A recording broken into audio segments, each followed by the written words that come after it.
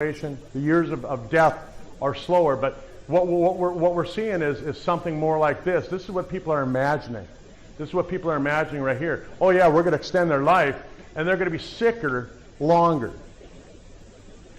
And so that's what I'm trying to, as I'm going around the country, up in the States, and I'm teaching people this. The reason that I'm down here is maybe get you to think about what can you do to make it so it's more like this situation.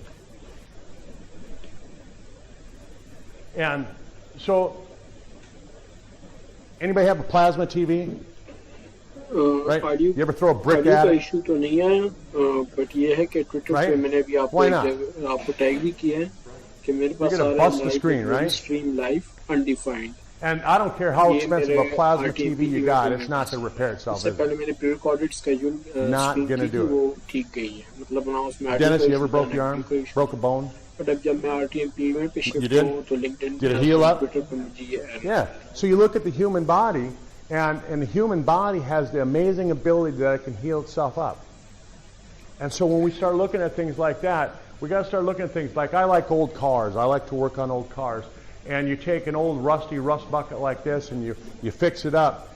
But what if you would have taken care of it from the day one? What if you had a way that you knew that if you waxed that car and you changed the oil like your dad told you to, that thing would last forever? I mean, how many people here, you all have cars, right? Okay. Did you ever just drive your car to see what would happen if you didn't change the oil? Why not? John, why not? Right? Because you didn't want to look stupid to your dad, too, because your dad would have kicked your butt because he taught you that you change the oil.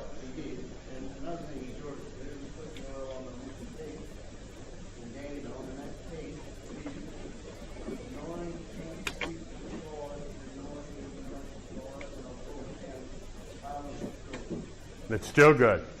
There you go.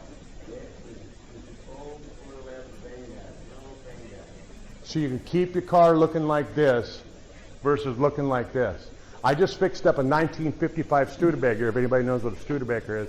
But I just fixed up a 1955 Studebaker. I'm going to put it on the road. It was last licensed in 1965. It sat in a barn for 20 years. My dad picked it up. It sat in another barn for 30 years. I pulled it out of the barn after sitting around for 50 years. And I've got the thing on the road, and it looks pretty darn good. Right? Wouldn't you say it looks pretty good? That's going to be a fun car to drive. It's gonna, I put a different motor in, so it's going to be pretty hot. It's going to be fast to drive. Go ahead and hit the next slide. And so, Angela Epstein, who's a scientist, she said that they've studied disease so much, they understand when your body's going to start falling apart. They can, each organ, they can understand it. And so when we start looking at it, the brain and the nervous system, right? We can see that at the age of 20, the neurons start to decline. At the age of 20. Right? No wonder at the age of 50 you got sometimers disease, right? Not Alzheimer's, just sometimers. You're forgetting some things, right? But they're finding that teeth are so important to your brain, right?